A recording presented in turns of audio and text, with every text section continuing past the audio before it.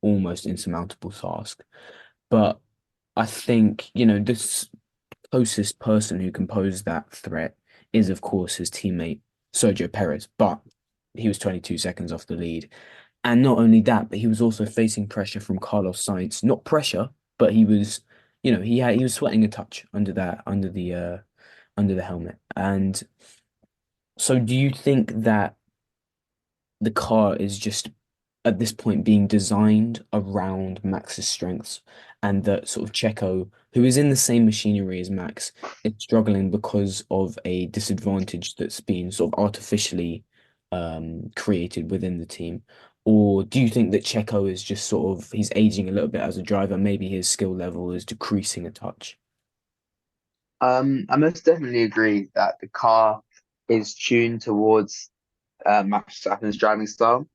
Um, I I heard a podcast with Alex Albon, and he was reflecting his time as teammate to Max Verstappen, and he was explaining how difficult it is because the car is definitely built around him. And I think the type of driving that Max does is quite sharp and oversteery and on point. And I think that's very difficult to master, which is probably why we're getting a 22-second gap in the first race. Mm. And I think to get if you can master that sort of driving style, it definitely pays off given these results. I think with Checo Perez, there is definitely still talent within him. I think his first season in F1 was definitely a crucial one because it helped deliver Max's first championship.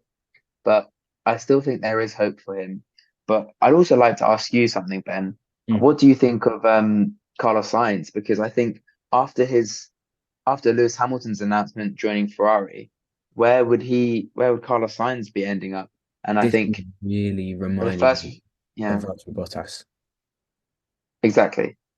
As soon as Bottas's contract was announced that it was sort of coming to an end and that they were going to take on George Russell, he was going to move to Alfa Romeo, then Alfa Romeo. He went off like a rocket, and I think he won a couple of races, certainly got a couple of poles. Um, I can't remember the exact stats, but he was really that the end of that season, which I think was the end of the 21. 2021 season. Yeah, that was saw Yeah. a massive uptick in Bottas's performance, and also the start of the 2022 season where Bottas scored, I believe, points in something like seven of the first eight races. He was on a tear at Alfa Romeo at the start of that season. Um, I think this is just like, you're really driving to survive in this. The driver market next year is going to be one of the most saturated in F1 history, and Sainz has got to prove himself. He's got to make teams believe in him, and he's got to ensure that he has a seat in a super competitive car next season, be that in Mercedes, be that in possibly the second Red Bull seat if Checo Perez is forced to cede that. Um, but either way, he's going to want to stake his claim somewhere. And yeah, his performance this weekend really impressed me. But I think it has to be mentioned that Charles Leclerc suffered from huge technical gremlins this race with I think brake balance issues leading him to lock up on multiple occasions. And I think that if it hadn't been for those issues, then Leclerc may have been able to close the gap somewhat more. He ended up in fourth. He might have been able to challenge Sainz for third. And I thought it was very impressive that with all these issues, he managed to fight with Sainz at the in about I think it was around lap 15 when the pits when drivers began to go to the pits. Um, Leclerc's performance, Sainz's performance definitely impressed me, but I thought Leclerc showed a level of maturity, not getting too frustrated and still coming away with that P4, which I think certainly really important for constructors championships points. But yeah, when Leclerc isn't given that sort of handicap, do you think that he's going to be able to pose more of a threat to Sainz and possibly Checo? Um, I think Charles Leclerc is one of the most talented drivers on the grid, and I think if he is given the right car in the right conditions, he can challenge Max Verstappen for wins and definitely be fighting for the podiums in the season. But I think after watching this race, I think you can still see how Ferrari are favoring Charles, even though he was in the slower car, because there were no team orders or anything to help Carlos. And I think Sainz could definitely have closed the gap to Perez, maybe to fight for second, if Charles didn't fight him in the early stages of the race and let him through. I'm not saying that's the right call, but I'm saying that that could have been an opportunity which could have given Sainz more laps and more time to get to close the gap to second place. But Yeah, I think sorry. Charles definitely did drive a very great race with damage limitation, Yeah, and I think I'm excited to see him drive the rest of the season with a better car. I think to be fair to Ferrari, I think to be fair to Ferrari, Leclerc, they didn't have the foresight that they might have needed to predict where everybody was going to lie when the pit stops concluded. But yes, I think that Carlos Sainz starting in the position that he did could have certainly benefited from some Ferrari team orders. But I think, when last year they appointed Fred Vasseur, I thought that these sort of issues with strategy, with team management, with I guess almost managing the personalities of these two, huge racing drivers was going to improve. And I think last year it was certainly less of a prevalent issue, but yeah, they've got to minimize these sort of flashpoints, which could eventually spill over into conflict. But as I say, Carlos Sainz is not driving with Charles Leclerc on his mind whatsoever. He is driving with his own, um, he's driving entirely out of his own motivation in order to get the best race he can next year.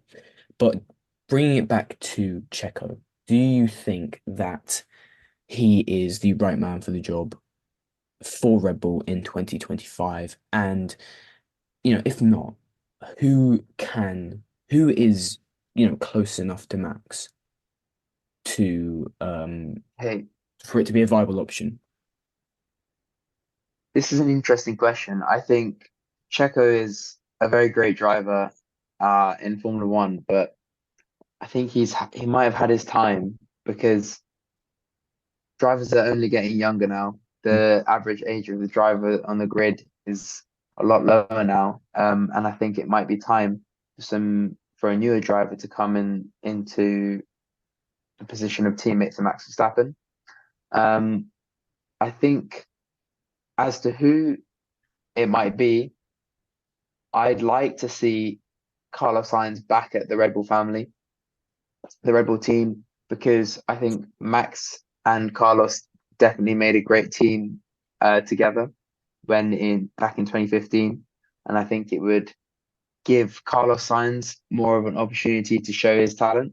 I think at Ferrari he's been quite restricted as he's been seen as the shadow to Charles Leclerc, and I'd like to see him in a more competitive and more consistent car with more competition Mm. um, for the future seasons, especially while he can before it's too late for him.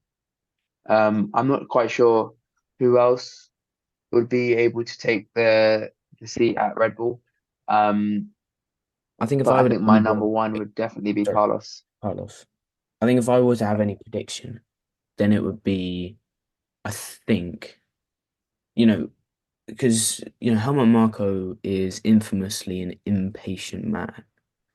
And so I think that Checo's results are obviously nothing, they're not the best, certainly compared to Max. But I think that with continual constructors and with continual drivers' championships, I don't know how much of an issue that second Red Bull seat actually is at the moment. Because frankly, if they're winning, then who cares about the second seat? And if they have the car to win, then it's sort of the second driver is almost null and void. But I think with the arrival of the technical sort of overhaul in 2026 and then 2028, I think Red Bull are going to need to bring in some new blood because the field's all going to bunch up a little bit, in my opinion. And I think Mm. if anybody's going to be the heir to the, if Max Verstappen leaves, if anyone's going to be heir to the first Red Bull seat, and if Checo leaves, then the heir to the second Red Bull seat, I think it's Oscar Piastri. I think he is obviously he has this connection. Well, he has connection to half the grid at this point. He had a connection to Alpine, but now he has a connection to Mercedes through the Mercedes engine, which is in the back of the McLaren car. But I think that Oscar Piastri, off of what he showed last year, I think he may be a future world champion. And I think all that he needs in order to achieve that in the future, obviously he needs to develop his racecraft and but he has the emotional integrity now of a champion because it's like he's been there before. And I think that he could be a really great fit at Red Bull in half a decade, 3, 4, 5 years time. Um, Okay. do you think Oscar Piastri is a long shot? I think Piastri is definitely a talented driver. I think he's one of the drivers who have just come straight into F1 and put the results on the table.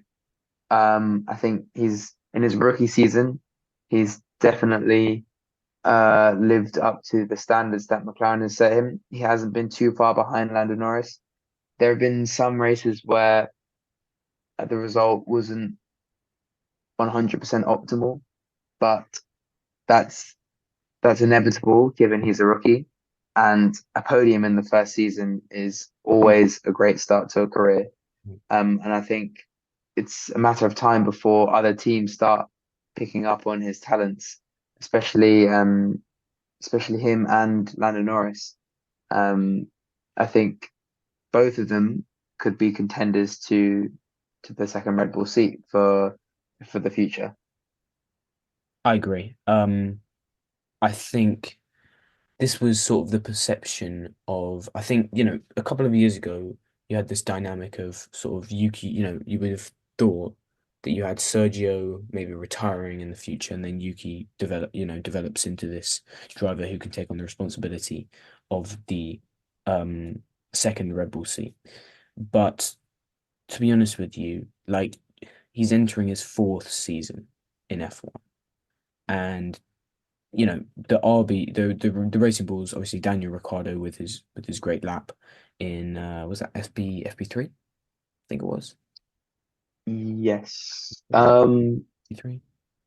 Well, anyway, he was free practice. He took one of the free practices, and I thought that they had a lot of potential this weekend, and I think they slightly didn't live up to that potential. But you know that's something that can be ironed out. They're still not at the back, which is certainly where they were for many, many races last year. But my concern is just the maturity of Yuki Tsunoda. As I say, fourth season in the sport now, and he is still complaining on the radio about teammate preference. He is still, um, he just committed quite a rash action at the end of the race, almost driving into his teammate Daniel Ricciardo, and I don't think that he has the poise to take up the second Rebel seat because we've seen these, big egos like Pierre Gasly could never have cut it at Red Bull because he wanted too bad to be the number one driver, and you know that Max Verstappen it was always going to be in that position, and so I think that someone, Helmut Marko is now on the lookout for a driver who is completely centered, and that's why I think Oscar Piastri is in that bracket. But back onto the RBs, do you think that Ricardo is sort of how do you think Ricardo is going to react to this? Because obviously, we've seen in the past sometimes team rivalry with him can really spill over into the Grand Prix. How do you think he's going to sort of react to the conflict, the early conflicts this time around? Well, I think with Ricardo's experience, he should be quite cool and collected as opposed to Yuki has been. And I think it really depends on how the rest of the season goes.